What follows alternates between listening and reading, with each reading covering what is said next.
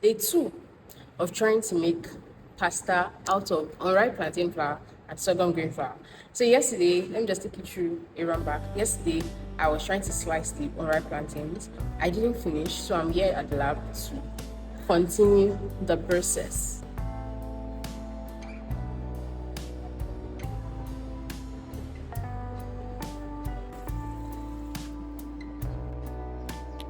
So you guys, for context, first of all, I used palm oil on my hand because I realized that yesterday I found it very difficult to remove the dirt, like the stickiness from the plantain off my hands.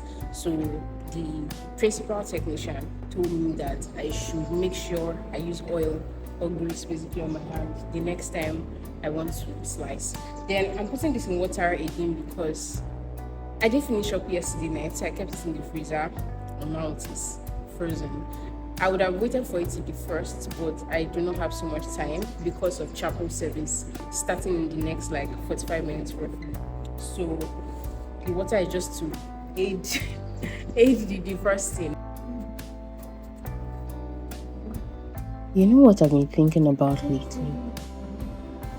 I've been thinking about how you wake up one day and everything suddenly matters a little more. Your deadlines, your data, your sleep, your peace, your relationships, even your academics. And somehow, even on the days when you're exhausted, you still show up. Not because anyone is forcing you, but because there's a quiet kind of pride that comes with setting a goal and actually watching yourself follow through. I think that's the part nobody prepares you for. The way responsibility sneaks up on you and becomes routine. It becomes something you don't question. Something your younger self wouldn't even recognize. Because when we were kids, life was simple. All we cared about was playing, eating, sleeping, living. But somehow, those carefree children grow into adults who carry deadlines, expectations, and entire futures on their shoulders, and still find a way to keep going. And it's funny, because all those little lessons we ignored as kids, the discipline, the structure, the routines, they're the same things carrying us now.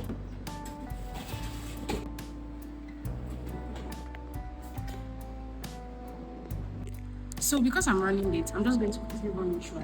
I weighed the plantain, the orange plantain after slicing because I will need it later on for some analysis.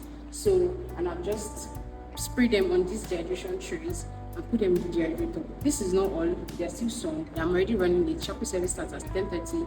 So I'll just close this, turn on the dehydrator, and that'll be it. I'll come back after the chapel to see how dry it has become.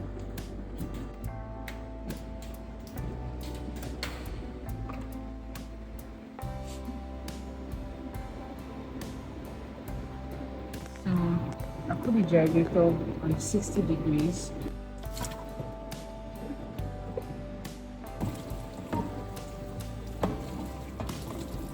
And maybe that's what this final year is teaching me.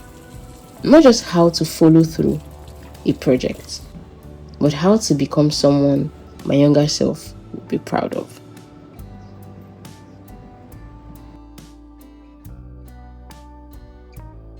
So guys, we are back. I want us to quickly check how far this has gone so I can continue slicing.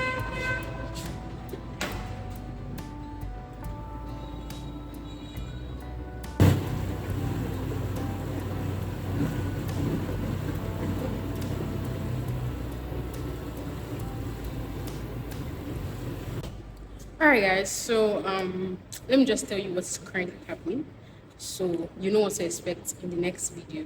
So I've basically sliced everything, arranged them on the dehydration trays and placed them in the dehydrator. So what I did, the last clip you saw where I tried to break sliced plantain, was trying to see how dry it is. So basically, if it's dry, like completely dry, you can literally crush it with your hand. So that's to know how all the moisture is out of the plantain.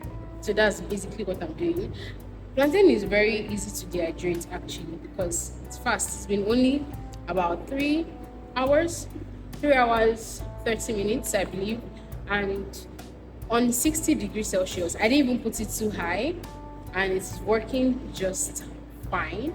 So by tomorrow, I'll continue the clip, and by tomorrow, if it has completely dehydrated, then we're going to mill together. That's basically turning this plantain, the dehydrated plantain, into plantain flour, basically.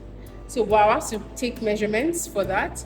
So yeah, I'm pretty pumped. I'm super excited. But yeah, I'm gonna see you tomorrow. Bye guys. Well, not tomorrow technically, but the next time I'm going to be uploading project series. I'm going to see you there. Alright, so ciao.